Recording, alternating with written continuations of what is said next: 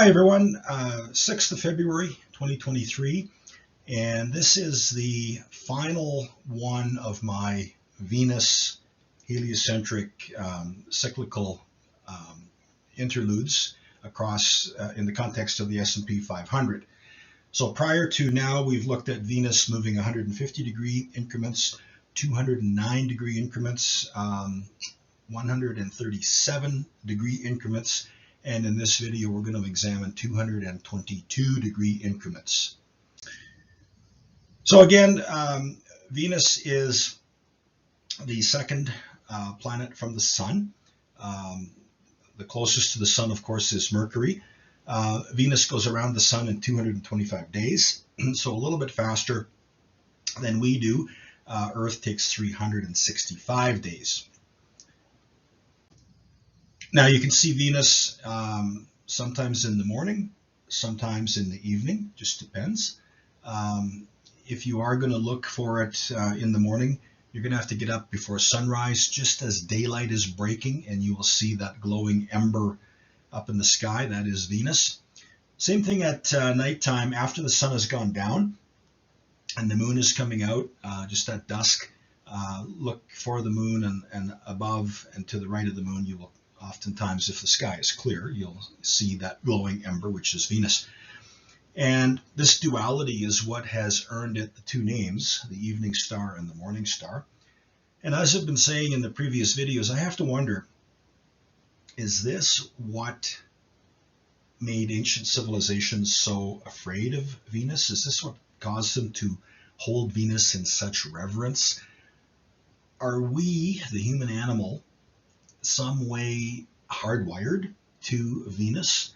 Because there's more than just these Venus cyclical intervals that influence the markets, and in some coming videos I'm going to get deeper into that. But Venus, through and through, is a key component of cyclical behavior on the financial markets, which really are nothing more than a proxy for human emotion. So as in the previous video, if we take a rectangle, and if the dimensions of the rectangle are a plus b long and a units wide, there is a point where we can divide that rectangle, and only one point, such that the ratio of a over b is 1.618. So that is called the divine proportion. Sometimes it's called the golden mean. Sometimes you will hear it simply referred to by the Greek letter phi. But ancient Greek sculptors, artists, philosophers held 1.618 in pretty high regard. And a lot of artwork coming out of that era was sculpted, designed, painted in proportion to the golden mean, 1.618. Now, let's do a little math here. Let's take a very simple mathematical equation. Let's go 1 divided by phi. 1 divided by 0.618. What does that give us? 0.62, 62%. What is 62% of a 360 degree circle? The answer is 222.5 degrees. So if you've watched the other videos, I think you're going to know where this is headed here. You're going to know that I will pull up a chart of the S&P 500. If you're applying these Venus heliocentric moves, always pick a significant starting point, a high or a low. And I've picked February 21st, 2020. That was on the cusp of the entirety of the human herd panicking. The human animal got very afraid. And when the human animal gets afraid, it runs for cover.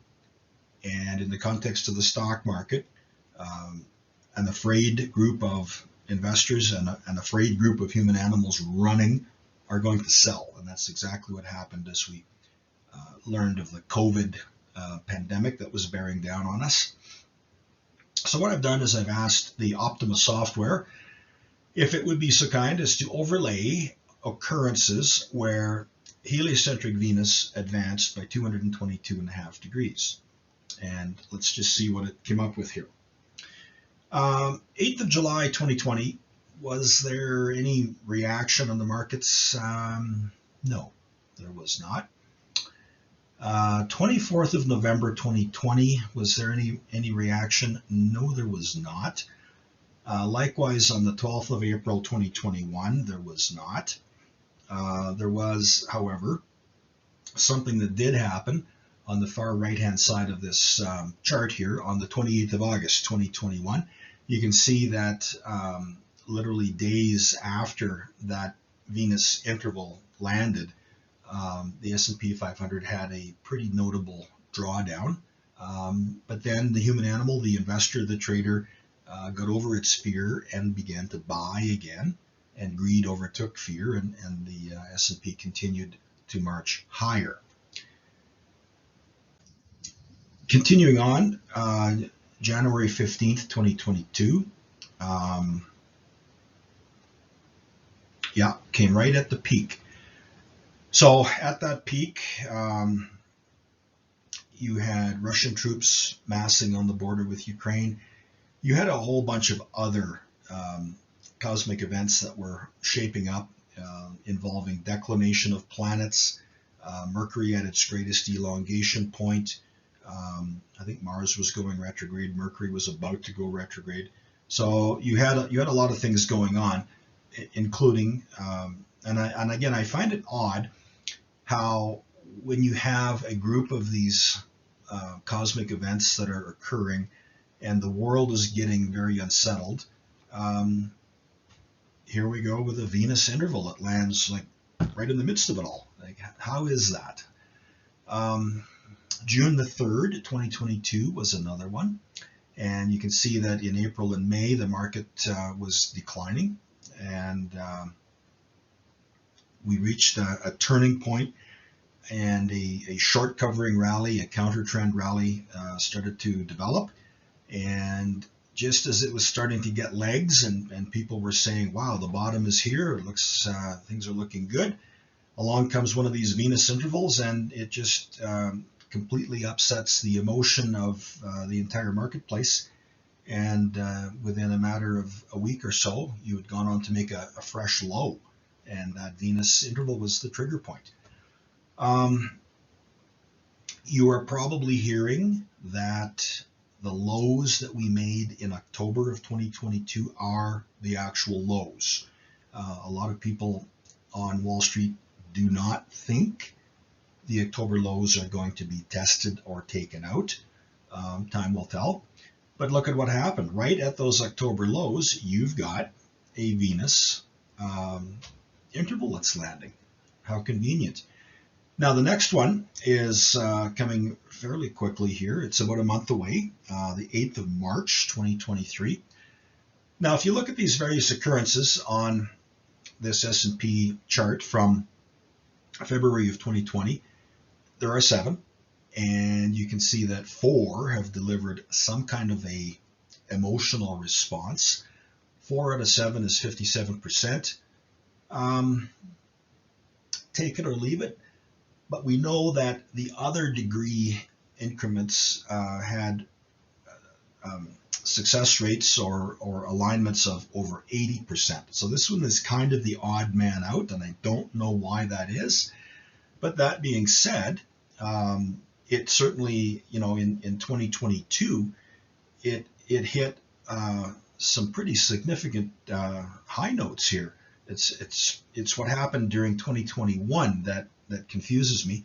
Nonetheless, it is one of those degree increments that you've got to pay attention to and just make a note of it. And so you can get the heliocentric planetary data online. There are websites that have tables of it. You can go off and buy yourself heliocentric ephemeris, and here's the one that I use. The American heliocentric ephemeris has all of the data from 2001 right out to 2050. So you're going to find that swing high or swing low that is of significance, and you're simply going to say, okay, what was the number of heliocentric degrees Venus was at that point? And then you're going to look forward in time, and you're going to say, okay, when does it advance 222.5 degrees? When does it make another such advance, and another, and another? And you're going to plot them out, and those then become very key roadblocks or road markers for you to be aware of. So really then,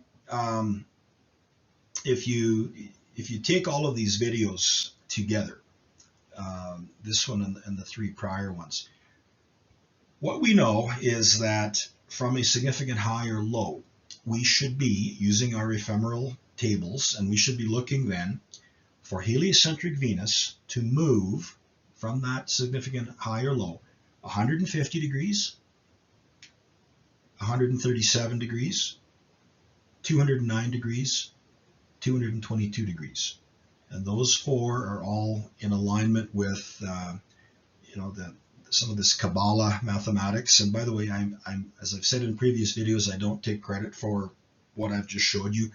A lot of this comes courtesy of a rabbi in New Jersey. His name is Jonathan Kahn. Mr. Kahn, Rabbi Kahn, has produced 3 or 4 books now where he talks about the significant events on the Hebrew calendar and how they potentially align to the financial markets in New York. I would highly recommend getting all of his books and having a good read. He certainly, for a rabbi to write of such stuff is highly unusual, and you will be very enamored with Rabbi Kahn's writings. So these 4 different degree advancements, really then what we know is from here, from February 6th, we should be watching March the 8th, March the 12th, March the 24th, that's 3 in the month of March, and then the other one to watch is the 10th of May. Now, these could all amount to nothing. Then again, they could amount to a very minor perturbation on the market. Then again, they could amount to something significant. I don't know. Nobody knows. But what I do know is circle those dates on your calendar. Pay attention. And what's the old adage? Forewarned is forearmed. And that's really one of the things that financial astrology can do for you. It gives you these critical dates to watch.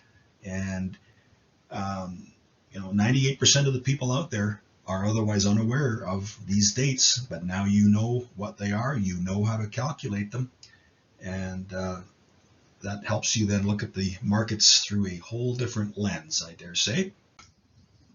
So to wrap it up, I am the author of the ongoing Financial Astrology Almanac. I think the 2023 version is like the 10th one that I've done. They keep getting better as I keep digging deeper and learning new things and identifying new ways of looking at cyclical behavior in the markets.